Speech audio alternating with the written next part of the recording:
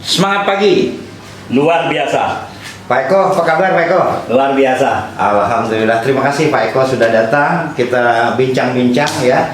Dalam kesempatan hari ini kita diskusi terkait dengan kecelakaan tambang. Kita tahu memang dalam pengelolaan keselamatan kesehatan kerja, kecelakaan itu menjadi titik yang dimana kita menilai performan atau menilai kinerja keselamatan yang saat ini yang selalu menjadi patokan orang. Betul ya Pak Eko ya? Padahal menilai keselamatan kan tidak harus pada kecelakaan saja, tetapi indikator yang paling mudah kita lihat kecelakaan kan. Nah, oleh karena itu kita akan bahas dulu mengenai tren terkait dengan statistik kecelakaan. Kita lihat beberapa tahun ya Pak Eko ya. Nah, nanti selanjutnya di sesi berikutnya kita akan bahas terkait dengan yang tahun 2020-nya. Nah, di tahun 2020 kita akan membahas satu persatu Pak Eko ya. Dari mulai statistiknya sampai penyebab-penyebab kecelakaan dan analisa sampai ke waktu kejadian dan kenapa misalnya pekerja muda atau apa tuh cenderung lebih sering celaka. Tapi nanti kita bahas sesi berikutnya. Yang sekarang yang kita mau bahas itu adalah terkait dengan tren statistik kecelakaan dalam beberapa tahun terakhir ini. Berarti saya pegang data ini Pak Eko ya. Pegang data statistik 2015 sampai 2019, 2020 nanti kita ini dipertahankan, nanti kita membahas 2015, 2016, 2017 berarti ada 5 tahun cukup ya. Kalau 5 tahun data dianalisa 17, 18, 19 ya 5 tahun berarti kan cukup.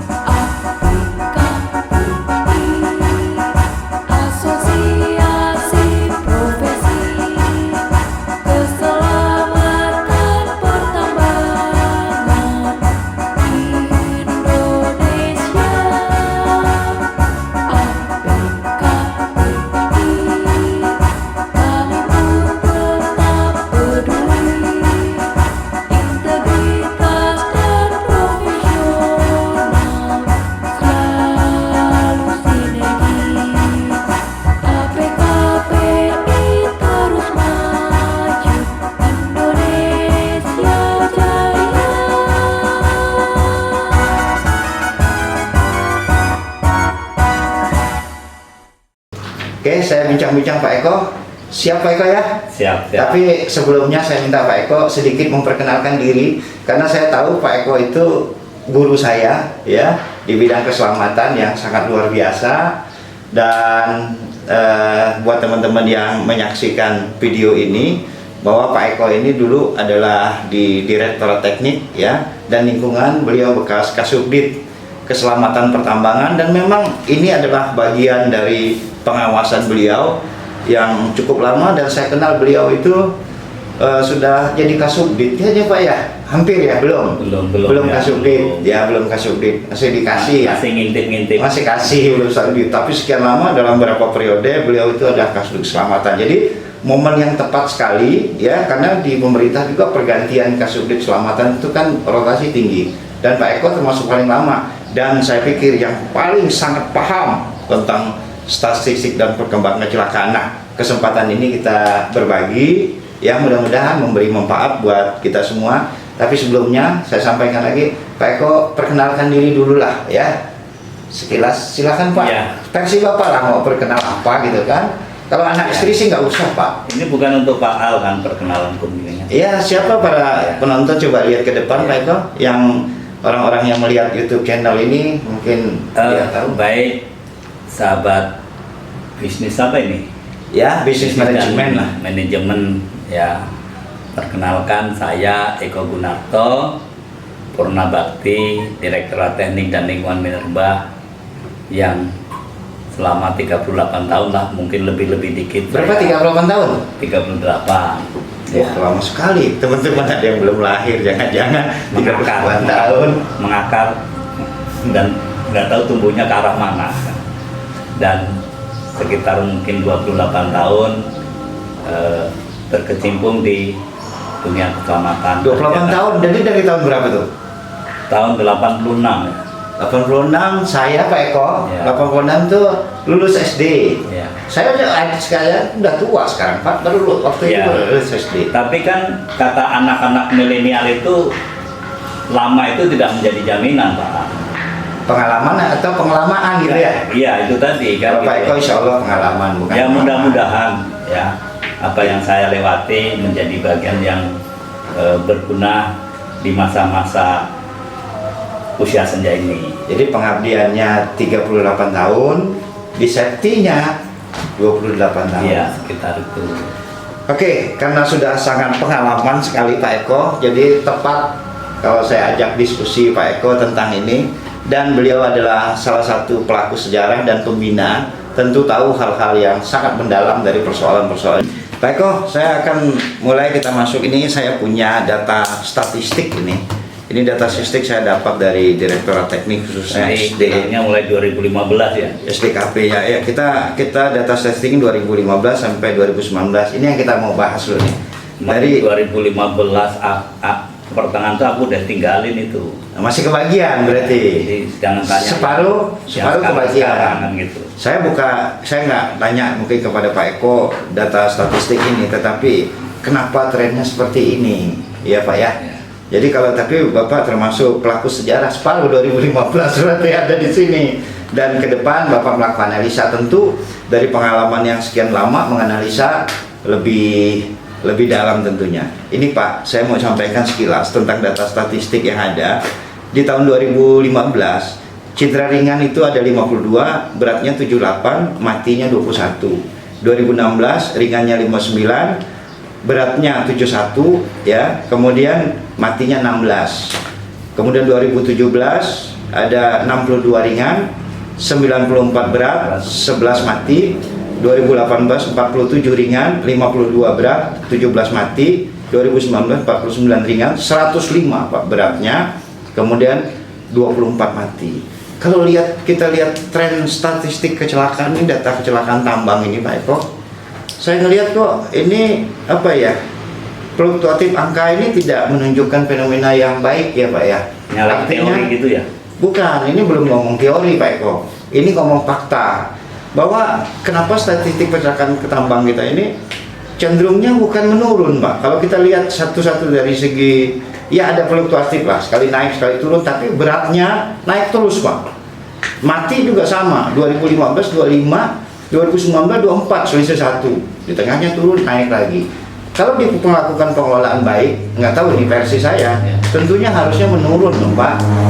Tapi kenapa ini cenderungnya kayak kita nih siksa? Jadi kalau kita bicarakan tentang maturity dulu, level, kalau masih siksa itu kan masih buruk namanya.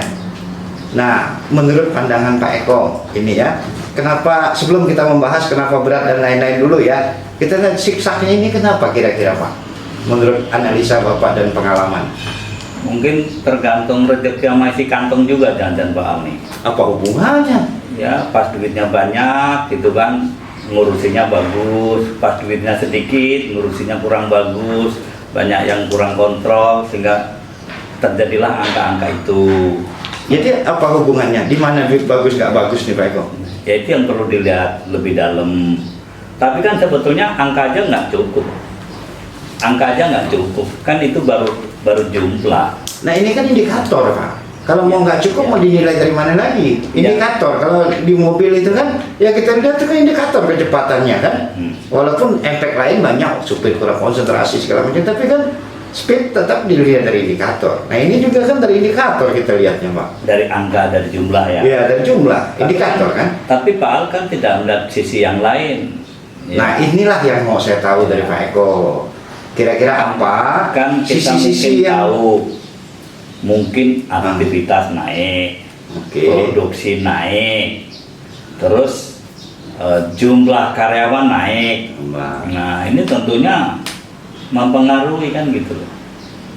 Gitu ya. Nah, Jadi harus ada perbandingan. Jangan-jangan yang pas tinggi itu memang pas aktivitas tinggi, produksi tinggi, karyawannya juga jumlahnya tinggi. Yang pas rendah, karyawannya rendah, aktivitas rendah, produksinya juga rendah. Jangan-jangan seiring seperti itu, jangan-jangan. Nah ini yang Pak Al harus melihat lebih dalam lagi. Kalau cuma lihat angka-angka ini memang enak ini untuk jualan ini. betul kan, tapi indikator lihat pertama itu. Yang kedua coba kita track. Oke, sekarang ini urusan mineral dan batu bara. Pak Eko pasti tahu lah sejarahnya. 2015 kira-kira kondisi tambang kita gimana? Biasa-biasa aja. Masih normal ya? Ya normal. Harga anjlok enggak juga kan, 2015 masih itu. Sudah 2017, mulai 16 bagus ya. Baik, 2017 bagus. Lumayan ya.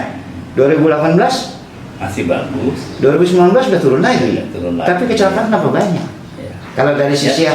sisi Tadi saya produksi, bilang kan begitu duitnya sedikit nggak keurus, naik. ini harga turun, kecelakaan turun. Kan 2018 belum turun. Belum. Masih dianggap biasa-biasa. 2019 itu baru mulai lagi kan, sampai 2020 ini turun lagi kan. jadi Ada COVID lagi kan. Jadi Covid kan belum 2019 Pak Eko. 2020 kan. Ini baru 19. Nanti sabar Pak ya. 2020. Menurut Pak Eko, kesimpulan apa yang bisa diambil dari kita membaca perkembangan statistik 2015-2019 di tambang? Ya belum bisa disimpulkan ya. Oke. Karena kalau kita bicara kecelakaan ringan berat mati, ada suatu indikator-indikator yang berdasarkan rasio jumlah karyawan, jumlah jam kerja, kan gitu. Semakin banyak aktivitas, semakin tinggi risiko. Nah, semakin tinggi risiko, maka ada kemungkinan semakin tinggi Kan juga tidak signifikan kecelakaan. juga Pak Eko. Walaupun jumlah besar, produksi besar, tapi pengelolaan bagus, bukan berarti karyawan besar terus langsung boleh celaka kan Pak? Lah iyalah. Kalau itu kan indikatornya jadi perusahaan besar Kalau itu boleh nanti celaka dong. produksinya naik, karyawan naik, Ditoleransi celaka. ditoleransi celaka sampai sekian. Ya kan kalau hubungan sama duitnya ada, Ya. tadi apa harganya komoditasnya naik, Ya. naik bagus pengelolaan gitu. Atau dibalik malah, begitu mau naik pengelolaannya nggak bagus-bagus, karena orang fokus ngejar banyak duit. Maka untuk bisa melihat lebih jauh lagi kita harus punya suatu ukuran Oke. berdasarkan rasio kan itu. Jadi Dari nanti- rasio itu bisa menentukan apakah performa kita turun atau Oke. naik. Nah, rasio itulah yang menjadi alat ukur. Yang karyawan sedikit banyak, duit sedikit duit banyak, rasio itu. Oke, jadi ke depan analisa apa yang menurut Pak Eko agar ini bisa meng-capture mengenai performa keselamatan kita dengan melihat data ini? Ya kalau kita bicara letter luck, ya, Ya, bicara yang agak hebat lah kira-kira gitu. Kalau kita bicara sesuatu itu hebat, kan kriteria berat itu bagaimana sih? oke. Ya, gitu. Kriteria ringan itu bagaimana? Kriteria mati bagaimana? Saya belum sampai ke situ Pak Eko. Maksudnya Ya. ini masih bahas perkembangan ini dulu. Ya. Karena saya sebagai praktisi, saya merasa penjelasan Pak Eko ini terlalu politis jawabnya. Apa karena Pak Eko terlibat di 2015 jadi jawabannya ya politis? tidak juga. Sebetulnya kita yang mungkin kurang memahami terhadap kriteria, sehingga kriteria itu akan ada implikasi-implikasi yang timbul karena satu kriteria. Sebagai contoh, ya berat di sini itu berdasarkan keparahan dari suatu cedera. Oke. Tapi yang bagaimana? Kan ini penting. Kita Tidak harus ada tahu. di tambang. Karena Peraturan. pada umumnya masyarakat umum begitu ngomong berat, yang dibayangkan adalah kakinya remek, nggak bisa jalan, Ya. tangannya putus. Padahal secara yang ada diatur di sana, mudah-mudahan belum berubah ini, ya. karena sudah 5 Itu tahun ngomong berat. ditinggalkan. Matinya juga sama Pak statistiknya. Nah, Matinya kan jelas mati orang. ya mati. Ini Kalau kan udah- statistik sama 25, saya 24. Kapan bagusnya? kan kita bicara berat dulu ini. Oke. Ya, kita bicara berat dulu. Ya. Terus kalau kita bicara mati, bicara ringan secara keseluruhan, tadi kita sampaikan, Pak Al kan udah tahu juga sebetulnya ada suatu rasio. Ya. Nah, apakah dari rasio itu bisa dikatakan nilai absolut apa ya? Ya. Oke, perbandingan. ini kalau ngomong rasio, kita geser dikit ya. Yang tadi berarti nanti kalau menganalisa lagi perlu ada Ya, pembanding-pembanding yang kita lebih bisa dalam. bicarakan lebih lanjut apakah kapan kita bahas lagi tentang rasio itu. Oke. Tapi kata-kata angka ini kenapa berat terlalu tinggi? Apa ya? Ini perlu pemahaman yang Enggak, sebenarnya saya nggak nanya itu Pak Eko. Saya Ya. hanya lihat trennya, bukan masalah berat. Kan pembandingnya sama. 2015, 16, 17, 18, 19, 20. setuju. Pembandingnya kan sama. Angka dengan pembanding yang sama. Teman yang perlu digarisbawahi, orang-orang hebat seperti Pak Al ini tidak bertanya itu dengan satu kata pertanyaan, dengan menunjukkan angka saja, dengan bahasa tubuh. Saya sudah tangkap bahwa kenapa berat ini selalu tinggi, karena Bapak kan sudah tunjukkan itu Nah ini statistik. datanya yang ada ini. Iya, kan itu. Oke. Tapi kenapa Pak Al nggak mau bertanya langsung, kenapa berat lebih tinggi terus sepanjang tahun? Kan itu. Ini yang sebetulnya pengen kita sampaikan. Ya biar tahu semua lah, kan gitu. Ya. Kenapa? Dunia sekarang ini kan dunia transparan. Sekarang saya ikut Pak Eko lah. Ya. Kenapa beratnya selalu lebih tinggi Nah, daripada ringan malah? ini perspektif umum yang harus kita Oke. bukan kita luruskan ya, seolah-olah mereka keliru ya, tapi yang kita samakan perspektifnya, cara pandangnya yang kita samakan. Oke. Saya tidak tahu Pak Al sendiri, berat menurut Pak Al itu yang bagaimana? Kalau ini kan sesuai indikator lah. Karena ini kan ikut regulasi kita di pertambangan mineral batu Ya itu bara. tadi. Nah, tapi secara umum, bahkan banyak karyawan tambang pun yang belum memahami atau belum melihat atau belum membaca regulasi sendiri. Ya. Kalau secara umum berat itu lost time injury. Ya. Kalau secara umum Ada hilang LTI-nya. hari kerja. Ya. Ya. Terus hilang hari kerja itu yang bagaimana? Ini pun masih ada perbedaan-perbedaan antar perusahaan, tergantung ownernya dari mana. Tapi Gitu. ini kan kita di tambang sepakat dengan satu bahasa, Ya. satu standar dan satu regulasi yang menyatakan berat ringan matinya, Hmm. ringan berat matinya. Nah. Tadi Pak Eko, bagaimana penjelasan kok beratnya lebih tinggi Pak saya? Kembali lagi, perspektif kita berarti yang bagaimana? Itu dulu, ya. Tadi ada lost time, Ya. gitu. Berarti ada suatu kehilangan hari kerja, ya lost time-nya. Ada pandangan yang lain, kehilangan waktu. Oke. Nah, sementara di dalam regulasi berat itu bisa aja nggak ada lost time. Ya mungkin 5 menit, 10 menit, tapi itu tuh menjadi suatu hitungan yang dianut lah. Saya akan berikan contoh, turun dari kendaraan Oke. atau jalan di tangga Oke. atau mungkin buru-buru ke toilet, Oke. terpeleset, dislokasi lutut atau pergelangan kaki. Nah, kalau itu ditambang ya, di pertambangan, selama itu dislokasi itu belum pernah terjadi, atau bahasa lain berat. yang pertama kali, Itu berat. itu berat. Walaupun setelah dislokasi ditarik sedikit sambil menjerit, udah bisa jalan lagi. Nah, ada nggak lost time di sini? Nggak ada. Nah, Tapi nggak sepakat juga saya. Beberapa kali cash kalau namanya lost time itu nggak bisa langsung kerja. Mau ditarik gimana? nah itu dia yang mari kita sama-sama menyamakan persepsi kita berat itu yang bagaimana. Jangan kita punya persepsi berat di konstruksi, berat di luar pertambangan, dibawa ke pertambangan. Loh, masa begitu berat? Komplain. Tapi kembali lagi Pak Al sangat bagus tadi pertama. dasar kita regulasi. Nah, oke. Ya, sudah sepakat. Saya ingat tuh tadi kata-kata pertama. Kan sudah ada standar, ada di regulasi. Nah, regulasinya mengatakan begitu. Dislokasi yang belum pernah terjadi, Ya.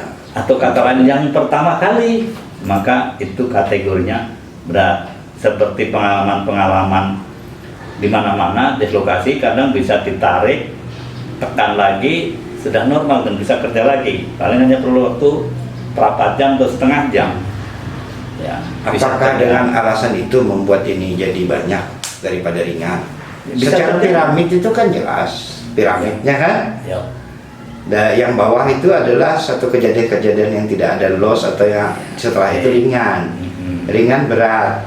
Berat baru di top itu di puncaknya itu mati. Ya. Selalu di mana-mana statistik itu menunjukkan bahwa ringan lebih besar dari berat. Ya. Tapi ini sejarah menunjukkan sampai 5 tahun berturut-turut di tempat kita, fenomena apa sih sebenarnya? Kenapa kok jadi ringan lebih kecil daripada berat? Mati dah, udah jelas lebih kecil lah kita nggak ini. Tapi secara piramid itu kan contoh saja. Tapi kalau ringan sama berat-berat lebih banyak daripada ringan, ini jadi pertanyaan buat saya, Pak Eko. Pusing ya jadinya. Iya, tidak normal gitu. Ngopi dulu, Pak. Ayo Nggak kita- pusing. Ayo ngopi dulu. Memang pusing ini. Ini apa yang kita diskusikan ini sangat luar biasa. Kita tidak bisa membandingkan begitu saja dengan teori-teori yang ada tentang Betul. piramida kecelakaan. Betul. Nah, kita juga harus tahu dari mana lahirnya teori-teori itu kan. Iya. Terus di sana ada tadi ringan, berat selalu lebih kecil dari ringan. Berat di sana itu yang bagaimana? Apakah sama dengan kriteria berat yang ada di standar atau di regulasi di Indonesia kan gitu. Ini yang juga. Jadi maksud Pak Eko itu bahwa kenapa data statistik kita berat itu banyak daripada ringan? Karena beratnya di tambang itu termasuk yang ringan juga di tempat lain udah bisa jadi kelompok yang berat gitu maksudnya itu. Di kelompok lain itu mungkin di teori-teori yang sudah jadi sekarang ini bahwa jangan-jangan dislokasi itu masih kategori ringan kan gitu.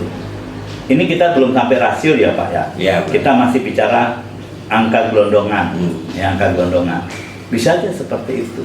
Sekarang kalau Terus satu lagi ini Pak, ini kita di dalam ruangan nih. Pak Al masuk ke dalam ruangan, oksigen defisiensi, kelopak pingsan. berat Ya, tarik keluar, ya. kasih oksigen, siuman lagi, lari 100 meter sprint, bisa. Ya. Secara regulasi berat Pak. Berat. Iya berat. Nah pertanyaannya, apakah di dalam teori-teori yang Pak Al tadi katakan piramida kecelakaan di sana itu masuk berat atau enggak? Atau bahasa lain saya mau kasih tahu Pak Eko. Kalau begitu menurut Pak Eko piramid yang ada yang ditampilkan tidak relevan dong untuk ditambang. Bukan tidak relevan. Ya. Kenapa dipakai terus? Ya, kan hanya buat patokan. Ya, buat patokan. Tapi ada perbedaan dalam kriteria beratnya ini. Kan gitu loh. Maka di rasio inilah nanti akan kita lihat pengelolaan itu naik atau turun. Tapi sebentar. Ini Pak Al nggak boleh sembunyikan apa yang sudah Pak Al tahu. Kan saya kira mulai tahun 2014 atau 15 sudah ada teori baru Pak. Oke. Ya, dari bawah besar mengerucut, nah pas di tengah gede lagi, ya di atasnya gede, terus mengerucut lagi. Ya, Itu yang jadi tidak semulus teori yang sudah piramid. Nah, ini hal yang lain lagi lah kalau kita diskusi nanti. Betul. Ya, tapi gambarannya, ya kriteria beratnya ini yang berbeda. Oke, jadi Ya. jelas sih, saya dapat informasi jelas dari Terus Pak Eko. hilang ruas jari, ya satu Suil ujung saja. jari. Ya, tetap berat. Ini diobatin, tiup-tiup, mungkin 3 hari sembuh. kalau driver tetap bisa bawa mobil lagi. Tapi fracture kan nggak bisa 3 hari, Pak. Ini hilang. Itu kan fracture, ada tulang yang kena ujungnya gitu kan. Nah, kan berat. Jam sostek juga itu udah berat. Ya. Dapat penggantian. Kelingking berapa masing-masing kan udah ada. Itu kalau hilang 1 ruas. Iya, 1 ruas. Retak tulang rambut di jari Berat gitu. berat. Karena dibilang lengan ke bawah. Ya. Nah, kalau hilang 1 ruas jelas berapa nilai-nilainya ada. Nah, ada beberapa berat di sini. Lost time-nya mungkin tidak ada, Pak. Seperti Ya. pingsan, kurang oksigen. Oke. Nah, kalau kita secara umum mungkin biasa aja, nggak berat itu, nggak apa-apa kok. Harusnya masuk ringan misalnya. Iya, malah mungkin nggak masuk ringan juga, langsung kerja, langsung lari sprint 100 meter. Dislokasi sama, nggak ada bekasnya lagi. Pernah nggak Pak Eko membandingkan piramid atau membuat piramid kita di Kementerian SDM khususnya di Minerba? Dari experience Pak Eko, hasil piramid rata-rata begini terus ya? Ya, kalau data selama ini memang berat itu sering lebih tinggi. Atau ada kemungkinan nggak ringan tidak dilaporkan? Bisa, Saya. ya. Sesuatu yang bisa ditutupi, nah ini kita umum aja lah, Ya. itu bisa saja tidak dilaporkan.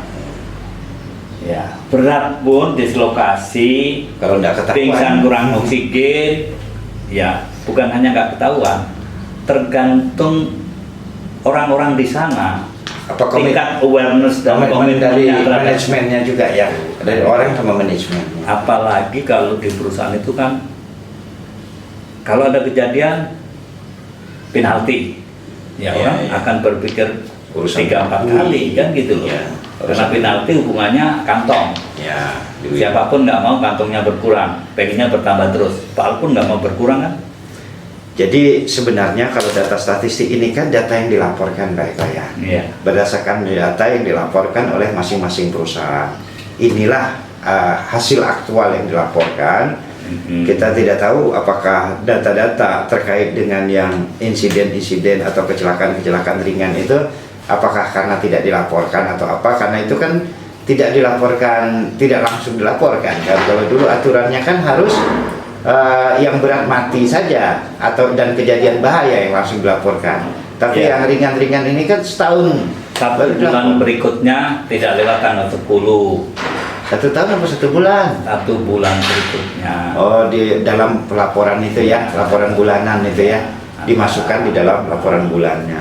Nah, kasus yang tadi Pak Al sampaikan kan, bisa nggak jangan-jangan kecelakaan ringan tidak dilaporkan? Iya.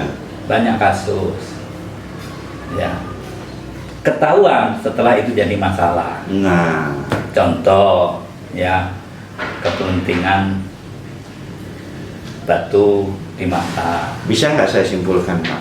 Kalau dia melihat statistik ini, ya. kecurigaan kita, ya, karena ini kan data empirik kita, Ya, ya. kecurigaan kita sebenarnya berat itu tidak lebih kecil. Tapi yang dilaporkan karena berat ini menjadi sorotan dan langsung dilaporkan segera di pemerintah, ini kan data pemerintah. Betul. Cuman kalau ini kan data dari masing-masing perusahaan dan pemerintah tidak ikut investigasi, tidak ikut ini. Jadi maka sebagian besar mungkin mereka tidak laporkan. Bisa saja seperti itu, tapi kita mencoba dengan positif kan Oke. gitu, karena kriteria kecelakaan beratnya yang berbeda. Oke. Dari sanalah membuat berat itu menjadi Pak Eko lagi tinggi. masih bela-belain perusahaan tambang ya? Enggak juga.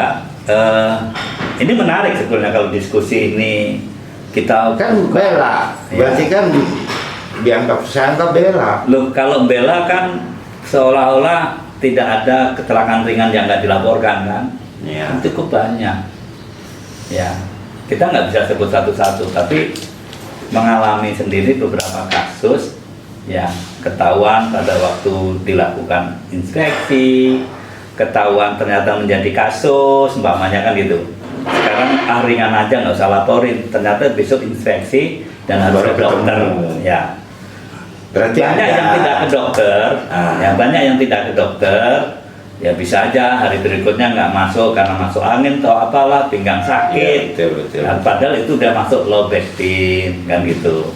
Banyak kasus seperti itu. Jadi kesimpulannya memang ya kalau melihat dari data statistik ini kan ya banyak faktor ya, Ada banyak dua faktor hal, yang ya. mempengaruhi. Yang ringan tadi Yang kemungkinan ringan tidak kemungkinan dilaporkan tidak ada, dilaporkan. yang berat Yang tadi berat. karena kriteria yang Kriteria. sangat ketat tadi. Saya tambah yang ketiga. Hmm. Ketiga karena konsen pemerintah ini Hanya kita berat dan mati.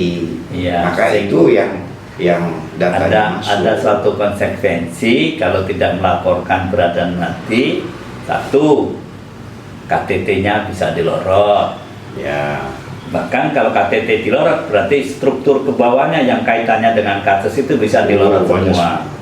Kenapa? Karena itu sudah melakukan pembohongan publik, menyampaikan laporan palsu. Nah, ada sanksi-sanksi.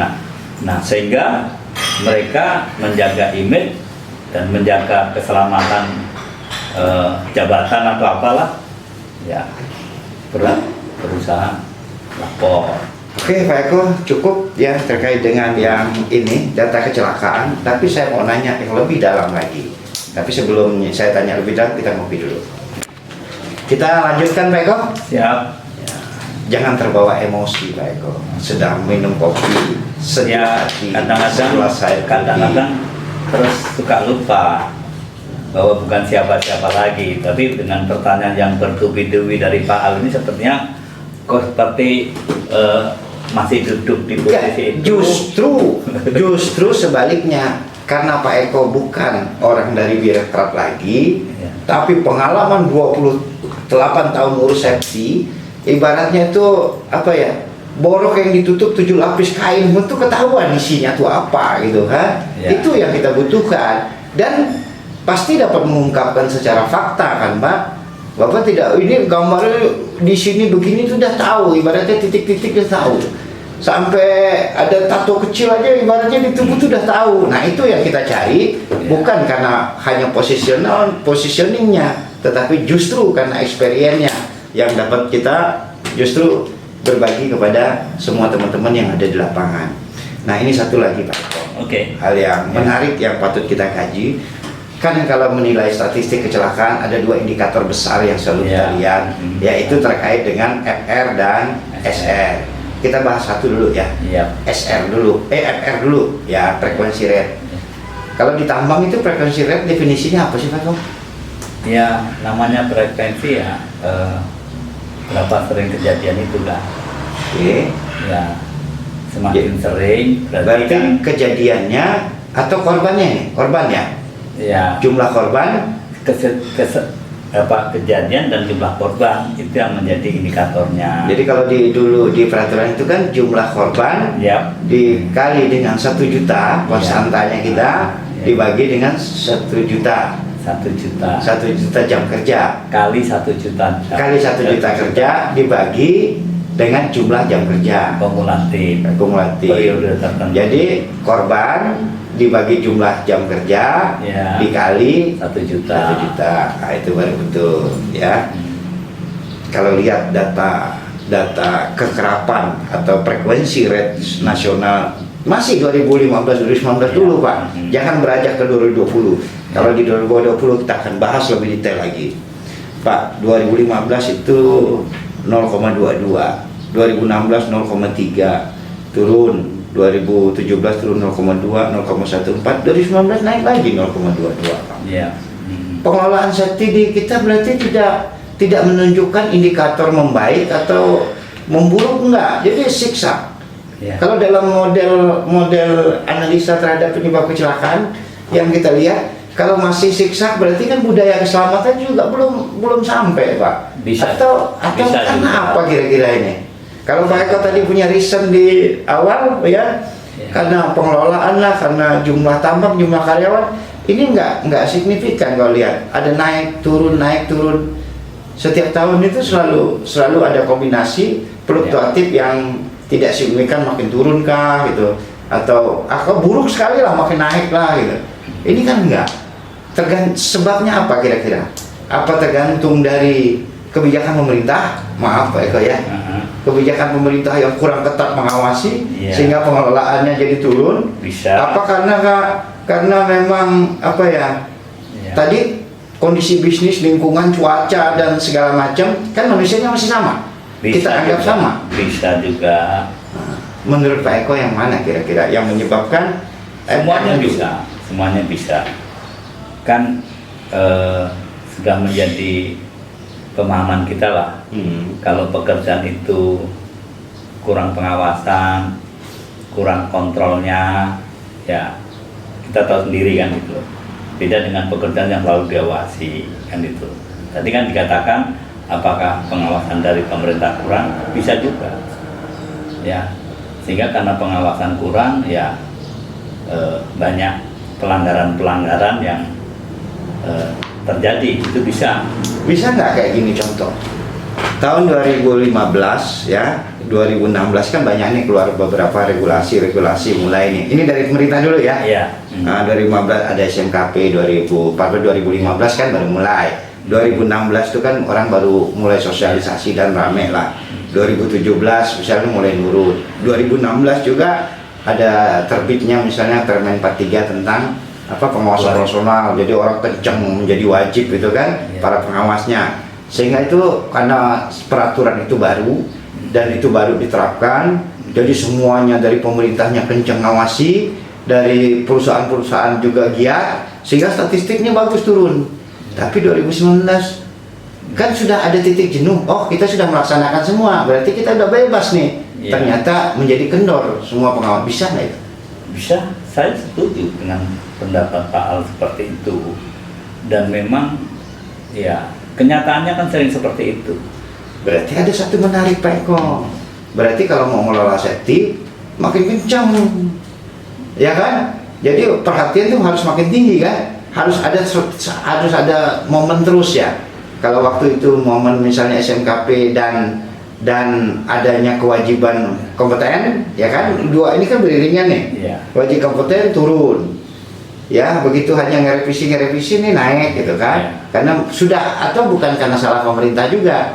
Kan sudah melakukannya. Soal waktu itu kan perhatian penuh. Sekarang bagus turun.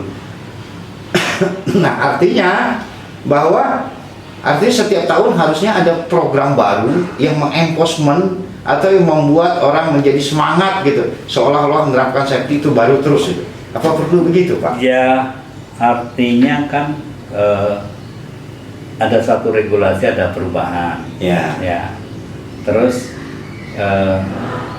harus ada suatu spirit yang bisa menjaga orang itu tetap konsisten. Di antaranya itu, ini penting nih Pak. Ya, penting. Ada beberapa statement ya, tulisan-tulisan dari beberapa buku. Satu lagi sebetulnya, Apa itu? level karyawan kita di mana? Apakah level kita ini masih level yang harus terus dikontrol, atau level yang sudah penuh kesadaran, dikontrol tidak kontrol, saya tetap konsisten melaksanakan sesuatu yang memang sudah baik. Nah, ini tanda tanya juga, kan gitu loh. Ada beberapa tempat begitu pengawasannya kencang itu bagus hasilnya. Tapi ada beberapa tempat ya, walaupun nggak ada pengawas tapi tetap bagus. Nah, kasus yang terjadi bervariasi Pak. Untuk perusahaan yang memang level kesadaran, ya kalau Pak nanti mau ngomong dengan teori-teori yang lain, ini memang tinggal memimpin. Tapi kalau yang level kesadarannya masih tanda kutip, nah ini kalau ngomong begini saya jadi pengen cerita yang lebih sederhana lagi. Apa itu? Ya, saya selalu mengatakan ada 1 jengkal, 2 jengkal, 3 jengkal, lebih dari 3 jengkal. Nah, level karyawan kita di jengkal yang mana? Itu. Kalau level karyawan kita berada di 1 jengkal, ini juga sangat luar biasa. Masih mikir perut berarti ya? Maksudnya apa sih? 1 jengkal ini ya perut pun belum nyampe itu Pak, masih di tenggorokan. Masih kelaparan berarti? Gitu. Ya. Tapi kalau sudah masuk 2 jengkal ini berarti masih perut. Ini kontrolnya masih. Bagaimana mau ngomong keselamatan? Tapi gini Pak Eko, kalau ngomong jengkal-jengkal itu di tambang ini kan nggak ngomong jengkal lagi. udah 2 jengkal lebih kali Pak. Yang ketiga malah nggak dapat, 2 jengkalnya dapat. Insya Allah gajinya cukup buat hidup. Jengkal ketiga atau kelamaan saya. Silakan Pak. Ya, yang saya pengen sampaikan secara umum dulu lah gitu. Iya. Kalau kita bicara tambang, apakah seluruh tambang kita sudah seperti yang Pak Al katakan? Kan Pak Al melihatnya tambang yang sudah gede-gede saja. Yes. Ya, coba lihat beberapa tambang, nggak usah jauh-jauh lah di sekitar Jakarta ini. Masih ada yang tidak pakai APD dengan APD yang sesuai. Masih ada. Kenapa? Ya, mereka butuh kok. Mereka butuh. Tapi beberapa perusahaan sudah jauh dari itu. Bahkan ada kecenderungan kejadian di luar, cedera-cedera kecil, seolah-olah itu cedera di tambang. Supaya dapat apa? Dapat penggantian, kompensasi. Karena kenapa? Sudah sangat sejahtera kompensasi di sana. Nah, demotivasinya. Nah, kasus-kasus seperti ini ada, sehingga dalam mengelola tadi kita harus regulasi tadi oke lah. Perubahan regulasi ini kan ada perlu penyelesaian dan lain-lain. Tapi dari satu sisi itu penting.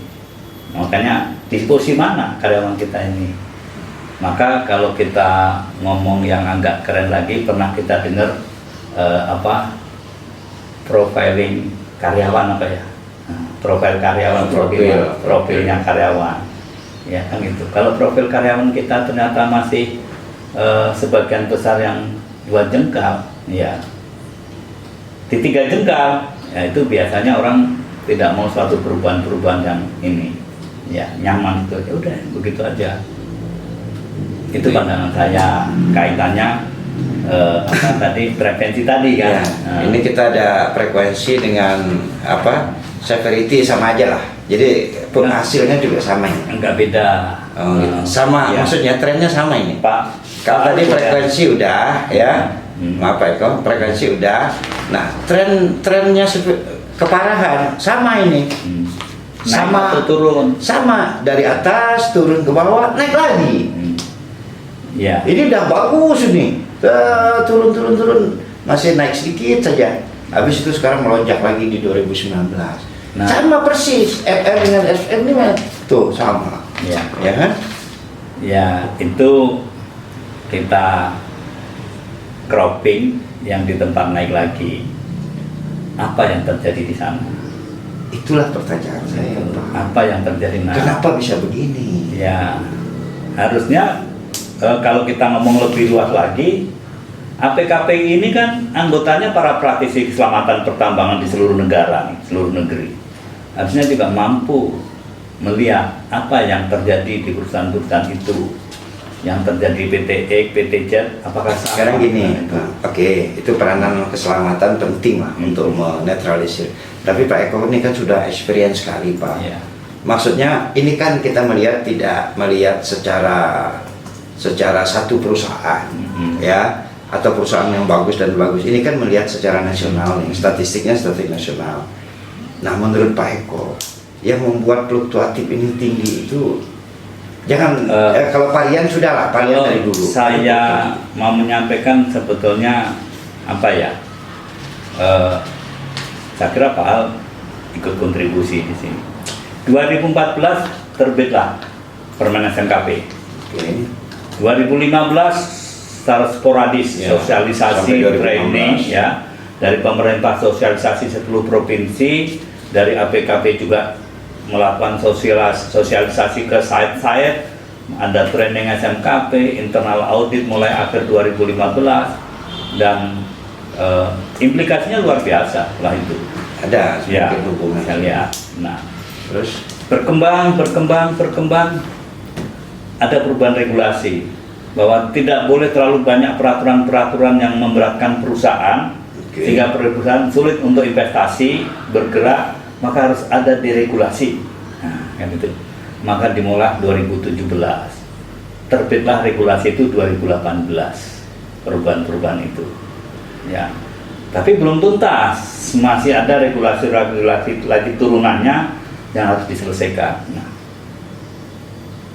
ini menarik. Mungkin itu ya, saya nggak tahu Pak. Ada hubungannya ya. Saya nanti kalau ngomong ya pasti itu seolah-olah saya malaikat gitu ya. Bukan. biar bagaimana kan saya bekas dari sana. Iya. Ya bukan berarti saya tidak mau menyalahkan diri saya sendiri. Iya. Ini hipotesa, sinyalemen yang perlu dilakukan pembuktian. Oke. Di regulasi 2017 mulai pertengahan itu luar biasa. Betul. Ada permen yang baru 2015 terbit dicabut. Ya. Ya. Apalagi 2018 lebih kencang kan. Termasuk SMKP, termasuk Kepmen 55, cabut semua. Tidak berlaku. Dan itu bulan Mei tahun 2018. Nah, tapi penggantinya yang rinci kayak Kepmen 55 belum jadi. Ini 2018. Ya, belum jadi. Baru terbit 308 309 185 belum ya. itu sekitar Desember. Oke. Berarti ada kekosongan satu aturan. Saya sebagai pebisnis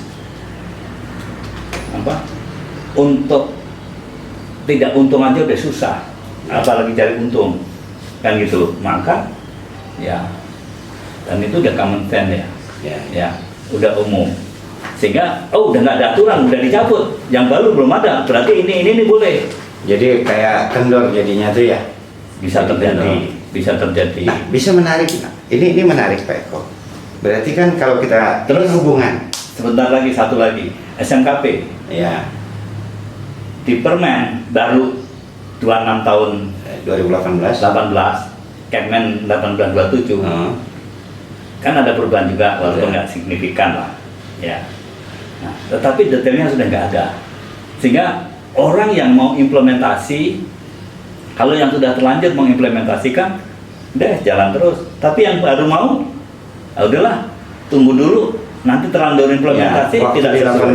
1827, Permen 26 dan 1827 Kepmen kan belum ada tuh aturannya, kosong. Ya. Baru terbit lagi 2019 185-nya kan? Ya. Hampir setahun tuh ya. Nah itu maksud saya, pengaturan detail dalam sistem manajemen keselamatan pertambangan itu yang sudah ada di Permen 38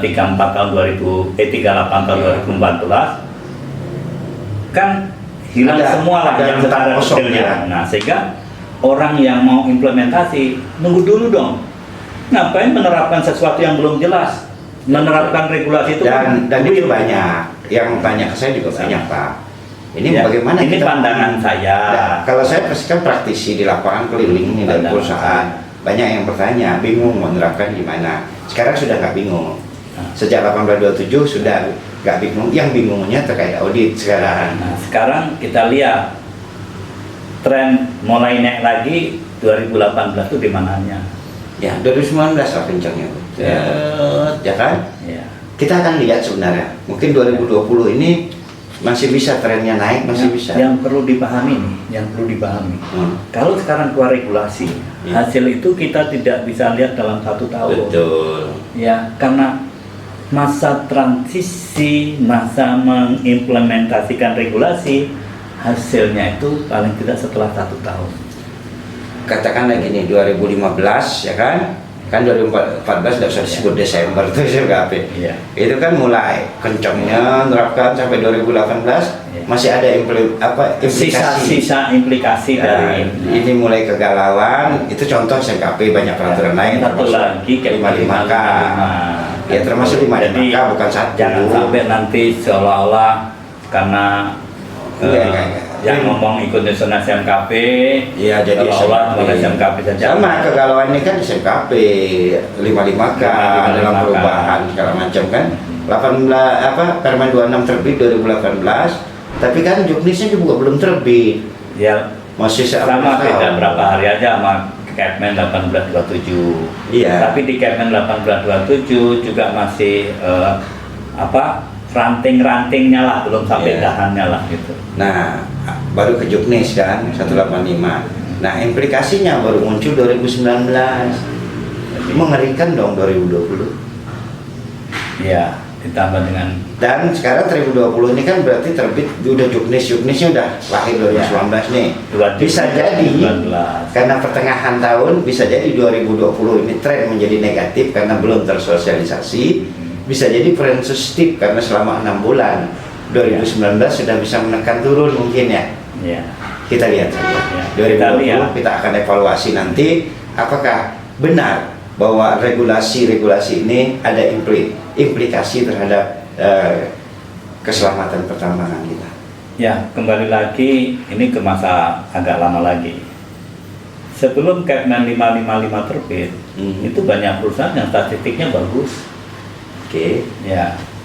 Tapi setelah Kepmen 555 terbit, ada kriteria kecelakaan dengan berat mati yang jelas, ada sanksi-sanksi yang jelas, itu langsung plum. Nah, itu kan bukan karena kasusnya. Ya, artinya karena pengelompokannya. Enggak, artinya regulasi itu mempengaruhi terhadap suatu pengelolaan. Iya, iya. Karena saya berpikir regulasi adalah rekayasa dari sisi pemerintah untuk menuju ke masa depan yang lebih baik berdasarkan masa lalu, masa sekarang, fakta, dan kondisi akan datang.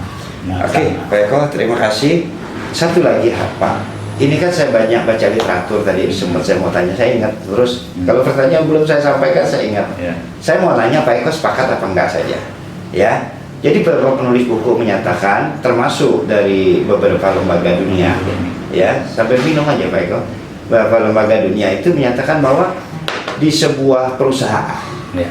yang manajemennya kencang mengelola safety, maka safety-nya akan bagus. Satu. Kemudian di sebuah negara, kalau pemerintahnya menerapkan safety-nya bagus, maka performance safety di satu negara itu bagus.